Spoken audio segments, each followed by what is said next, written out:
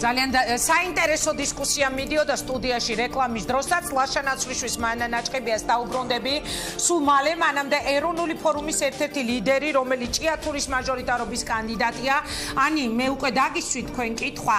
მე მაინტერესებს თქვენ როგორ აფასებთ მღებრიშვილის დღევანდელ განცხადებას, რომ ქვეყანაში იგეგმება დესტაბილიზაცია გარკვეული პარტიების მიერ. როგორ ემსგავსებიან ხოლმე ხელისუფლებაში მოსული ადამიანები წინა ხელისუფლებებს 25 დღე არის დარჩენილი არჩევნებამდე და მე მახსენდება ის პერიოდი, როდესაც ნაციონალური მოძრაობა იყო ხელისუფლებაში, სწორედ მაშინ და ჩვენ ოპოზიციაში ვიყავით, როგორ კეთდებოდა განცხადებები იმასთან დაკავშირებით, რომ თურმე დესტაბილიზაციას ვაწყობდით და თურმე 1000 უბედურება ქონდა ჩაფიქრებული, თუმცა რა თქმა უნდა ეს არ ნიშნავს იმას, რომ ეს გამორიცხული არის, რომ მოხდეს, ვინაიდან აქ არის ორ ძალას შეუძლია ეს გააკეთოს. ეს არის კარგად გამოცდილი გუნდი, ნაციონალური მოძრაობა, რომელსაც მხოლოდ კორცხელი კი არ ახსოვს, ახსოვს ხაშურიც, იმედი მაქვს ახსოვს და ახსოვს კიდე სხვა ქვების როლებიც და ძალადობები და ეს არის გუნდი, და ეს არის ქართული ოცნების გუნდი, რომელსაც ასევე კარგად უნდა ახსოვდეს კორცხელი, გამომდინარე იქიდან, რომ ეს ორი ძალა ერთმანეთთან აქტიურად იყვნენ დაპირისპირებულები. თან თუ ჩვენ იმასაც კარგად გავითვალისწინებთ, რომ ორივე ძალა იბრძვის სწორედ ორპოლუსიანი არჩევნების სისტემის პირობებში, რაც შეიძლება მეტი მანდატი მოიპოვონ, რასაკვირველია ერთიც და მეორეც არ გამოიჩავს ალბათ ერთიც და მეანა.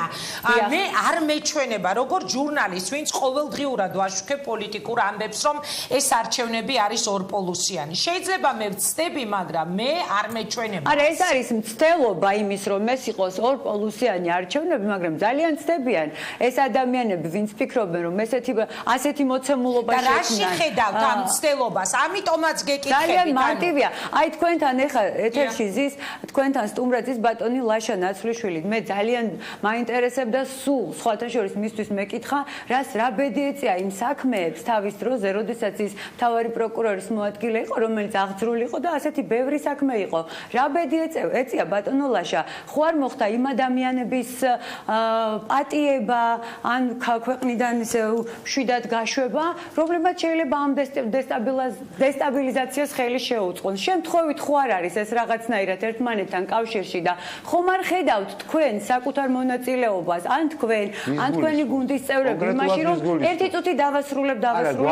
იმაში რომ თუ გარედან თუ ადამიანები ერთი წუთი დავასრულებ. ვის გულისხმობთ მეთქი? ერთი წუთით ხომ არ ხედავთ თქვენს მონაწილეობას იმაში, რომ თუ ნაციონალური მოძრაობის მხარდამჭერები და ეგრეთ წოდებული ძლიერი პერსონები ცდილობენ მაგალითად ვინც არ არის დღეს საქართველოში ვინც იყო თქვენ კარგად იცით ეს გვარები ბატონო ლაშა ემძანეთ რომ გაგცეთ დავასრულებთ წინადადებას და გვარებს აუცილებლად გეტყვით ხომ არ არიან ხომ არ შეუწყეთ თქვენ ხელი თავის დროზე როდესაც ამ ადამიანებს სრული შესაძლებლობა მიეცით იმისთვის რომ მომზადებულიყვნენ თუნდაც ამ არეულობისთვის რომელიც შეიძლება მოაწყოს ნაციონალურმა მოძრაობამ ის რომ მიხეილ სააკაშვილი წავა ყველა ფერზე ეს ჩვენ ვიცით ყველამ ის ქვებს ისრო და ბოლნიშიც ქვებს ისრო და ხაშურშიც ქვებს ისრო და კარალეთშიც და ქვებს ისრო და კორცხელში ასე რომ ამაში არაფერი არ არის საოცარი და გასაგები აქედან გამომდინარე მე ვფიქრობ რომ რა თქმა უნდა უშვებ რომ ნაციონალური მოძრაობის ინტერესებში თუ ეს შევა ის ამას აუცილებლად გააკეთებს მაგრამ ზუსტად ასევე უშვებ ვის ინტერესს თუ შევა ეს ქართული ოცნების ინტერესებში აუცილებლად სწავლენ ისინი ამაზე ვინაიდან გადადებულია რომ 100 ხმა უნდა 100 მანდატი უნდა ქართულ ოცნებას პარლამენტში ყველაფერი უნდა გააკეთონ იმისთვის რომ 100 მანდატი მოიპოვონ მე ვფიქრობ რომ ეს ასე არ იქნება მაგრამ მათ ეს მოცემულობა აქვს და შესაბამისად ამ დღის წესრიგით მოქმედებენ ამიტომ არის რომ დღეს კეთდება განცხადებები არჩევნებამდე 25 დღით ადრე მე იმეც ვიტოვებ რომ არ გამოჩნდებიან მორიგი გიგაბოკერიები მორიგი გივი თარგამაძეები რომლებიც ხალხს ეტყვიან რომ სულ ამოხდითო ეხაო თუ ისე არ მოიქცევითო როგორც საჭირო არისო და ასე იმეც ვიტოვებ ამისას იმიტომ რომ მე ვფიქრობ რომ ჩვენ ეს საშინელება დავასრულეთ ამ უპრეცედენტოდ კარგი წინასაარჩევნო გარემოაო ასე თქვა დღეს გიორგი კვირიკაშვილმა კი თუმცა ეხა მე ლაშა ნაცვლიშვილი ისე მეუბნება რომ ვთხოვო გვარები ვითხოვ გვარები და მე ძალიან მაინტერესებს ერეკლე კოდუას საქმე სად არის როგორ არის ეს ამბავი სად არის ერეკლე კოდუა თქვენ ხო კარგად იცნობთ მე მაინტერესებს როგორ არის სხვა მაღალჩინოსნების ამბავი ვის ვიცნობ ბატონო ვის ვიცნობ კარგად არა, მე კარგად ვიცი თქო, ეს საქმე ვიცი რომ აღძრული იყო, მაგრამ მე როგორ წავიდა ეს ამბავი. კიდე სხვა მაღალჩინოსნები, რომლებიც აძლიერებენ. თქვენ არიცით ბატონო ლაშა, თქვენ ძანეთ ვიზე მეკითხეთ, მე ძალიან ბევრი ვიცი. თქვენ იმდენ საქმესთან გქონდათ შეხება, როდესაც თავარი პროკურორის მოადგილე იყავით, რომ მე ნუ შემეკითხებით ამგვარად. და მეც მაინტერესებს ისევე როგორც დანარჩენ საზოგადოებას. შემთხვევით თქვენ ხომ არ შეუწყეთ ხელი, ანუ ჩვენ ერთად ხომ არ შეუწყეთ ხელი, მაგრამ თქვენ უფრო მეტად იმიტომ რომ თავარ პროკურატურაში მუშაობდით მაშინ, რომ ამ ადამიანებმა სათანადოდ არ აგეს პასუხი. მე ერთი კითხვა და თქვენ უნდა დაგემშვიდობოთ და უკვე ბოლო კითხვა სტუდიაში უნდა დავსვა. კი, არა, მოგცემთ სიტყვას. არა, მაშინ თუ მიპასუხებს, მეც უნდა დავრჩე ეთერში, იმიტომ რომ კიდე მაქვს მაშინ ერთი კითხვა, მის პასუხს ექნება დამოკიდებული. არა, მე უბრალოდ დრო აღარ მაქვს.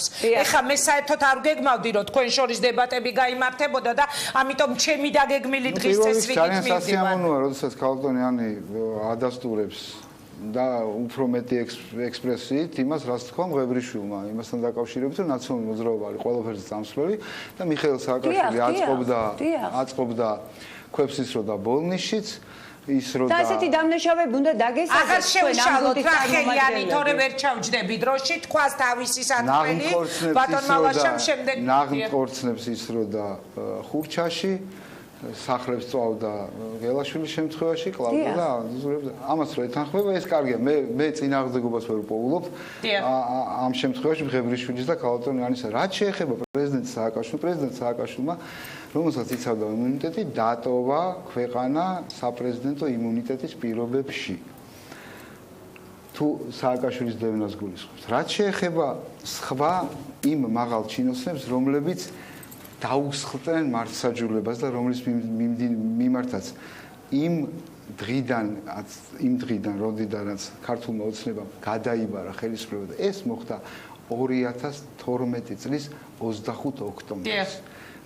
1 ოქტომბრიდან 25 ოქტომბრამდე დატოვეს ქვეყანა. ყველა? ადეიშვილმა, ახალაიამ, კეზერაშვილმა და მათთან დაკავშირებით ახალაი მე ერთი დაბრუნდა და ზის დაბრუნდა. მათთან დაკავშირებულმა ძალადობაში მხილებულმა ძალიან მასტერამ და ასე შემდეგ. ზოგიერთი დავაკავეთ, ზოგიერთი გადმოვიყვანეთ, ზოგიერთი არ გადმოგცეს, არ არის არც ერთი. მაღალი თანამდებობის ან საშუალო თანამდებობის პირი. ვინც იქნა მხილებული სისხლის სამართლის დანაშაულში და მის წინააღმდეგ არ მიმდინარეობს დევნა და თუ ქალბატონიანი ფიქრობს, რომ ჩვენ სამართლებრივი რეჟიმის მიღმა, რევოლუციური მართლშეგნებითა და ტერორის სულისკვეთებით უნდა სასამართლოს მიღმა გვეწარმოებინა ამ ხალხზე ანგარიშსწორება და სული ამოგვეხადა მათთვის სასამართლოს მიღმა, მაშინ მე იმ მისამართზე ვერ დავხვდებოდი, რომ მისამართზეც დიდი მადლობა ბატონო ლაშა. მისამართსაც იმედია არ გულისხმობს. მადლობა დიდი. ანი ჩვენ ფაქტიურად რო აღარ გვაქვს, გაძლევთ 1 წუთს და მანასთან ბოლოს და უნდა დავასრულო. გისმენ? არა, რა, ვერაფერს ვერ პასუხობ გარდა იმისა, რომ თურმე უსუსური ყოფილა გამოძიება, ან უსუსური ყოფილა, ან ნება არ ქონია. არა, სანამ ბოლომდე გადაიბარაო ეხა. ან ნება არ ქონია, ძალიან სამწუხაროა. მე მუდმივად მქონდა იმის განცდა, რომ რაღაც არასწორად ხდებოდა და ამ საკითხთან დაკავშირებით საუბრობდი სხვათა შორის, როდესაც იქ ვიყავი. ამიტომ პირადად მე ვფიქრობ, რომ აბსოლუტურად მართალი არის ხალხი, როდესაც აცხადებს, რომ ჩვენ ვერ მოვახერხეთ და ვერ შევძელით სათანადო რეაგირება მოგვეხდინა იმ ფაქტებზე, რაც ხდებოდა. ამიტომ ბატონო ლაშა, თქვენ და ის ადამიანები, ქართული ოცნების წარმომადგენლები, მოემზადეთ და შეეგუეთ მაშინ იმას, თუ დესტაბილიზაციას მოაწყობს ნაციონალური მოძრაობა, მთელი იმ რესურსებით, რომელიც თქვენ ან გაატანეთ, ან გაგისხდათ, ან გაგექცათ და ან ასე შემდეგ. თქვენ ინ გაიკითხეთ, რომ არ მიმდინარეობსო დარღვევებითო, მე ალბათ 1 წუთი არ მეყოფა, მაგრამ ჩემს სამაჟორიტარულ მე ქრონომეტრაჟი მაქვს ჩემი ძალიან დიდი. ამიტომ გეტყვი 20 წამში ზუსტად და მე ამაზე მე აუცილებლად ვაპირებ კიდე საუბარს, იმიტომ რომ იმ რაიონში სადაც მე ვაპირებ აბსოლუტურად პრიმიტიული მეთოდებით, ჩამორჩენილი მეთოდებით დაიწყეს ბრძოლა ოპოზიციური კანდიდატების წინააღმდეგ, იმიტომ რომ თვითონ არიან ძალიან უსუსურები, მათ არ აქვს სათქმელი ხალხთან, მათთან შეხვედრებზე ხალხი არ გამოდის და უჭირთ ამის აღიარება. დაწყებული სოფლის რწმუნებულების ჩართულობით და ეზო სიარულით, სახლებში ღამღამობით სიარულით და დაშინებით, რომ შეხვედრებზე ხალხი არ გამოვიდეს. ხალხი მაინც გამოდის. მაგრამ პრობლემა ის კი არ არის, რომ ხალხს აღარ ეშინია. პრობლემა ის არის, რომ იგივე მეთოდები გრძელდება, რომელიც თავის დროზე ნაციონალური მოძრაობის დროს კარგად იყო აპრობირებული. არ გამოვა ბატონებო, ასე ვერ მოიგებთ ასე არჩევნებს, არ გექნებათ ასე 100 მანდატი. მადლობა ანი, მე სიამოვნებით დაგიწყობ თუ ახლო ეს დღეებში ეთერს წინა საარჩევნო გარემოზე სასაუბროთ. თინა ხიდაშევმას თქვა სხვა შორის დღეს ჩვენთან 2 საათზე რომ მას დაყვებიან და უღებენ სუსის წარმომადგენლები. მოდით მე ამის დავემშვიდობები და თითო წუთს მოგცემ თქვენ და ხეხო ნაყოფით იცნობა რა. ჩვენ ყველანი ერთად ვიყავით ბიძინა ივანიშვილამდე და ბოდიში და ფეხები ვერ მოვჭამეთ მიხეილ სააკაშვილის რეჟიმს. გამოჩნდა კაცი, რომელსაც ჰქონდა უპრეცედენტო, არის კაცი, რომელსაც აქტივებში ერთ მხარეს უდევს რამდენიმე მილიარდიანი ქველმოქმედება და მეორე მხარეს უდევს მიხეილ სააკაშვილის პოლიტიკურად მოჭრილი. ეს არის მისი აქტივი და ხა ეს კაცი არსებობს და ჩვენ გინდა ასე ვთქვა და ხალხს რო არ ეშინია. ანი ეს არის შენი დამსახურება იმ კოალიციასთან ერთად და ამ დამსახურებაზე უარს რატო ამბობ, ამას ვერ ვიკეთებ. უარს არ ვამბობ, ძალიან ვაპროტესტებ იმას, რასაც ახლა თქვენი გუნდის წევრები აკეთებენ, რომ მეხან ერთად ეხლანდელი საარჩევნო გარემო 100-ჯერ მეტად დემოკრატიული აგიყვან ჭეთურაში და გაჩვენებ რა ხდება. ნუ ამბობ დივიდენდზე უარს. მადლობა, ახალ გაჩვენებ რა ხდება. ანი დივიდენდზე არ თქვა უარი. ზეიმია ჭეთურაში სახელმწიფო გუნდს მეგობრებო, ანი მიროტაძეს, ლაშა ნაცვლიშვილს მე მადლობას გადაუხდი და ნახევარ წუთს გაძლევ. მანა იმედია რომ გამიგებ, დრო აღარ მაქვს. ეხლა ლაშა საუბრობდა ხეზე, მოსავალზე და სააკაშვილი აპირებს შემოდგომაზე მოსავლის მომკ ასე ვთქვა და დავასრულოთ მოდით. ბატონო, სიამოვნებით. მე ბოდიში ვიხდი ემოციისთვის, იმიტომ რომ მართლა სხვა მიმართულებით მინდოდა წამეყვანა და მინდოდა ჩვენი მოქალაქეებისთვის გვერდქვა, რომ ვიღაცა მართლა ცდილობს, რომ ამ ქვეყანაში საზოგადოებას დაანახოს, რომ ეს ყველაფერი არის რაღაცა ქარვასლა პოლიტიკური, ვიღაცა იყიდება, ვიღაცა იყიდეს, ვიღაცას რაღაცა. მართლა არანორმალური ვითარება. ამ დროს რეალურად ეს მართლაც არ არის.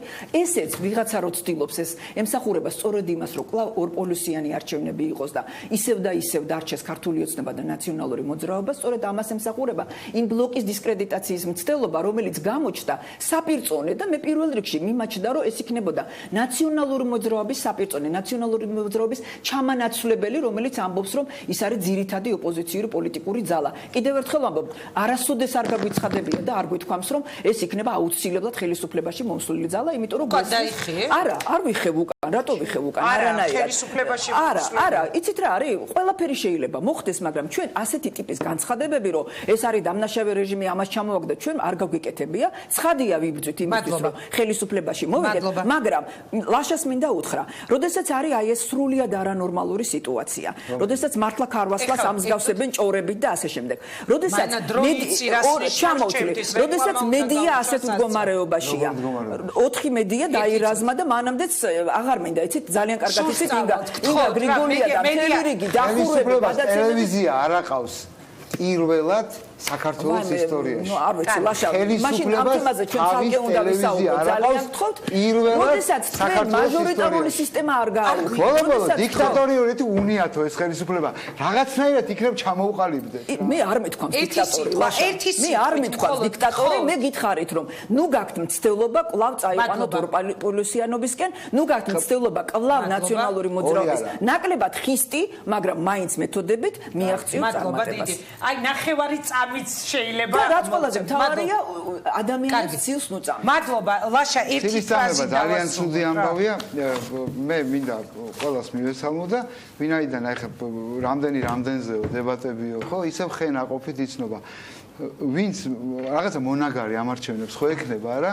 აი მე იმ ამომრჩეველთა რაოდენობით დავთვალოთ ვინ იყო მართალი და ვინ თქვა. მე მგონი ყველაზე სწორი ინდიკატორი არის ხალხი, ხელისუფლების წყარო, რომელიც საკუთარი ხმის მიცემით დაამტკიცებს ვინ იყო მართალი და ვინ ტყუა. დიდი მადლობა, იშვიათად ვამბობ ხოლმე, მაგრამ თვლი რომ ეს ნამდვილად ძალიან საინტერესო დისკუსია იყო, რაც კი ბოლო პერიოდის განმავლობაში ამ სტუდიაში გამართულა. წარმატებას გისურვებ, ძალიან დიდი მადლობა, რომ იყავით ჩვენთან ერთად. ანი მიროტაძეს კი ვეთქვი, რომ წინა საარჩევნო გარემოზე საგანგებოდ მას ვეპატიჟები უახლოეს დღეებში სასაუბრო ჩვენს ეთერში. წარმატებები ანი, ამით უნდა ამისთვის რა თქმა უნდა. კარგი, დიდი მადლობა. აქვე უნდა დავემშვიდობო მაყურებელს, ჩვენ ერთმანეთს შევხვდებით ხვალ 2-ზე და 4-ზე. დღეს კი 7 საათზე მთავარ თემას ვახოსანაია წარმოგიდგენთ, ხოლო 8-იანში მთავარ სტუმრებთან ერთად ნინო ჟიჟილაშვილი გაშლის პოლიტიკურ თემებს. მადლობა და ნახვამდის.